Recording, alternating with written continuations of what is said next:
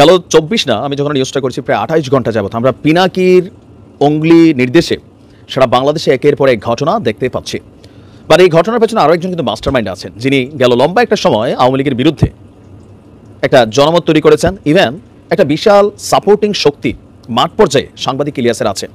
তবে এর আগে সাংবাদিক ইলিয়াসের নির্দেশনায় প্রথম আলো বা ডেইলি স্টার ইস্যুতে তৎকালীন সময় পিনাকিও এখানে কানেক্টেড ছিলেন।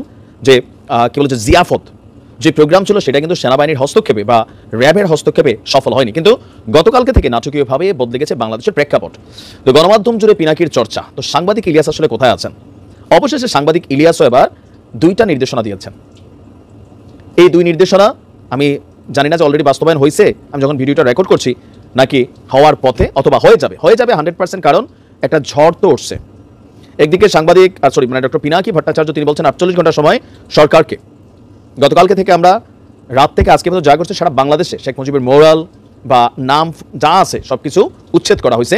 এবার বাকি সম্ভবত কিছু জিনিস আছে যেগুলোর জন্য নির্দেশনা দিয়েছেন সাংবাদিক ইলিয়াস। তার এক ফেসবুক পোস্টে তিনি আপনারা বলছেন, ভাই সব শেখ হাসিনা বার্ন ইউনিট এবং পিজি হাসপাতালের নাম ফলক ভাঙা হবে। আবার বেশি বুঝছেন না, হাসপাতাল ভাঙতে বলে নাই, নাম ফলক।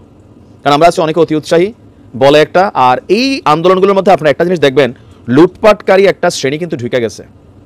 কেউ হয়তো সেখানে প্রতিবাদ করতে গেছে তার গোস্বামীটিতে, আর কেউ আছে বারান্দার গ্রিল, এসির প্যানেল, থাইয়ের চ্যানেল, গ্লাস, হান্ডি, পাতিল, মানে যতটুকু জিনিস নিয়ে খোলা বাজারে বিক্রি করে দেওয়া যায়। এই লুটপাট কিন্তু প্রত্যেকটা জায়গায় ঘটছে।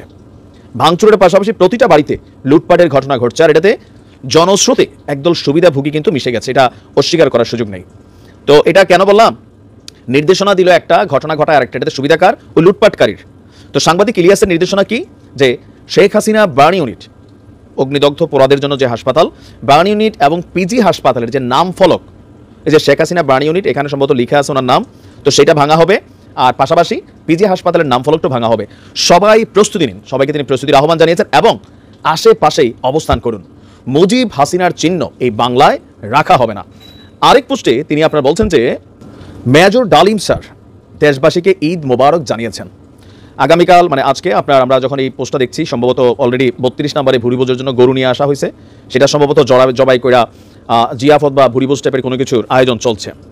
সম্ভবত মেজর ডালিমের এই ঈদ মোবারক আমরা আজকে বিকালে ধানমন্ডিতে শুনতে পেয়েছি গণহারে একে অন্যকে ঈদ মোবারক বলছিলেন। আবার গতকালকে লাইভেও সাংবাদিক ইলিয়াস, পিনাকি, তারপর হচ্ছেন কনক সারওয়ার একে অন্যকে ঈদ মোবারক বলছিলেন।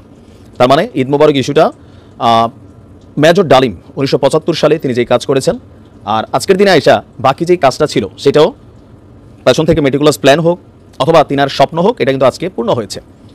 এখন এগুলোর থেকে আসলে ভবিষ্যতে কী হবে না হবে, বাংলাদেশে আমরা যারা আছি এগুলোই দেখছি, হয়তো আর অনেক কিছু দেখব, সময় বলে দিবে। ভালো থাকুন।